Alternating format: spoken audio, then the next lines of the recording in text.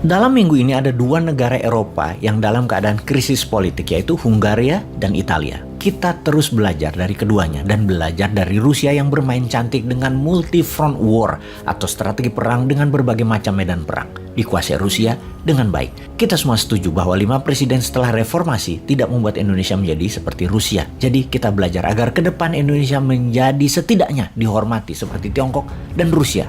Oh iya, sekedar info selewatan. Xi Jinping itu sudah 20 hari tidak kelihatan di muka publik dan bicara terbuka. Dan ini adalah 20 hari terlama dia tidak berbicara di depan publik. Terakhir penampakannya itu di Hong Kong, 1 Juli 2022. Diduga dia terpapar virus Wuhan. Semoga cepat sembuh ya Xi Jinping. Jangan mati dulu. New Mind perlu lawan tanding yang sebanding. Kalau sebelum New Mind, Xi Jinping menang jauh dari Old Mind. Old Mind tekuk lutut dengan Xi Jinping. Lihat nanti New Mind, sejajar bahkan bisa lebih. Hehehe. Halah, ngimpi lo bosman. Oke, kita lanjut. Kita ke Hungaria dulu. Budapest, ibu kota Hungaria, merupakan kota tua, merupakan hub darat sentral dari berbagai wilayah jalur ekonomi Eropa Timur. Negara tetangganya seperti Serbia, Bosnia, Slovakia, Rumania, semua hub cross bordernya ke arah Budapest. Hungaria itu seperti Swiss, negaranya landlocked, tidak punya laut. Jadi pastinya tidak punya angkatan laut. Juga tidak punya pelabuhan. Lautan terdekat adalah Laut Adriatik, tetapi harus melewati negara Slovenia atau Kroasia. Posisi penting Hungaria itu ditarget oleh Rusia untuk diserang dengan strategi pelumpuhan ekonomi. Hungaria negara lemah yang kalau kolaps Eropa Timur ambruk dan juga Eropa Barat bisa ambruk. Oke, begini. Kita urai sedikit tentang strategi perang Rusia jauh sebelum Rusia masuk ke Ukraina. Pertama, Rusia itu di belakang Brexit, keluarnya Inggris dari Uni Eropa. Idenya Inggris mau sendiri awalnya dan mengadakan referendum. Rusia kemudian bermain melalui perang media, mengarahkan opini bahwa keluar dari Uni Eropa Inggris akan lebih berdaulat. Intinya Rusia tidak ingin Eropa kuat dan berhasil. Inggris Brexit, kemudian menggoyang Spanyol di belakang kelompok Basque di utara Spanyol dan di belakang Catalonia di wilayah timur Spanyol dengan referendum ingin lepas diri dari Spanyol, dan kalau berhasil lepas maka El Clasico Real Madrid dengan Barcelona jadi tidak ada lagi. Barcelona menjadi beda negara dengan Real Madrid, tidak ikut Liga Spanyol lagi. Basque masih terus bergejolak saat ini. Catalonia kemarin gagal referendum melepas dari Spanyol. Semua Rusia yang dukung untuk keterpisahan tersebut, intinya memecahkan kekuatan agar lebih mudah mengendalikannya demi Great Russia. Pemberontakan di Moldova, di Transnistria, bahkan ada 1.000 pasukan Rusia di sana. Terang-terangan Rusia bermain, sama dengan pemberontakan di sisi timur Ukraina di wilayah Donbas. Semua dipelihara lama oleh Rusia. Di sisi dunia, Iran, Suriah, Libya, Korea Utara adalah peliharaannya Rusia dan juga sekarang melebar ke mitra sejajarnya, Tiongkok dan Turki.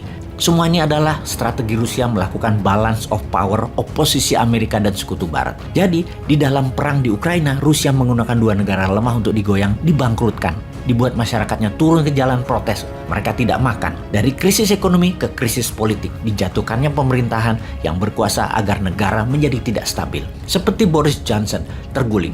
Inggris belum punya pejabat Perdana Menteri saat ini. Inggris gaduh di dalam. Sekarang Italia dan Hungaria dibuat Rusia. Ini yang dinamakan multi-front war yang dimainkan Rusia. Sangat pintar sekali. Di Hungaria, minyak Rusia sudah kering dan gas sedang ditahan oleh Rusia. Saat ini 65% minyak Hungaria dari Rusia, 85% gas Hungaria dari Rusia. Dikeringkan oilnya, ditahan gasnya. Hungaria tidak sempat punya cadangan energi, dan ketika musim dingin panjang yang sebentar lagi akan terjadi di Eropa, Hungaria sudah pasti menjadi negara gagal. Hungaria sudah menyatakan dirinya energy emergency, sudah darurat energi negaranya. Ini efek Hungaria mengikuti sanksi ekonomi Barat kepada Rusia, lalu malah dibalik, dikeringkan dan ditahan sekalian sama Rusia.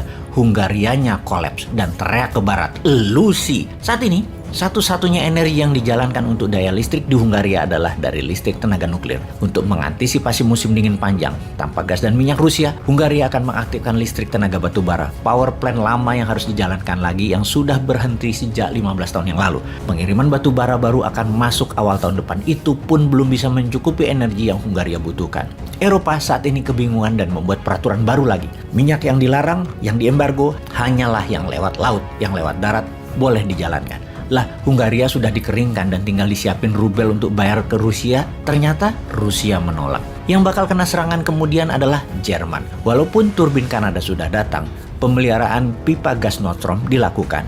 akan dinyalakan lagi 21 Juli. Besar kemungkinan tidak dinyalakan segera. Hal ini dilakukan Rusia untuk menekan Eropa Barat. Rusia mencoba mengeringkan cadangan gas Jerman yang ada di tangki sebesar 60%-an akan dibuat nol kalau perlu. Dan apa yang Rusia lakukan di Hungaria adalah contoh nyata yang akan membuat Jerman gemetar. Rusia kemarin berkomentar, Gazprom berkomentar, perbaikan di Portovaya Station memerlukan waktu lebih panjang. Karena itu diperkirakan tanggal 21 Juli belum tentu bisa dialirkan gas ke Jerman. Aimate, tanda-tanda nih. Eurozone akan kolaps kalau Jerman inflasi tinggi dan kekurangan energi.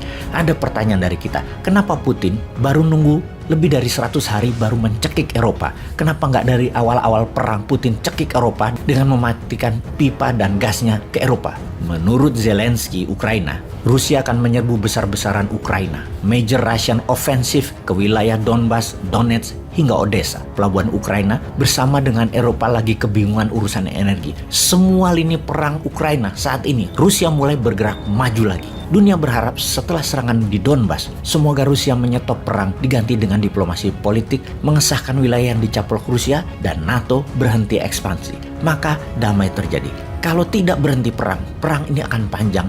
Dunia akan menjadi bukan dunia yang kita kenal selama ini. Untuk itu semua, sudah siapkah Indonesia?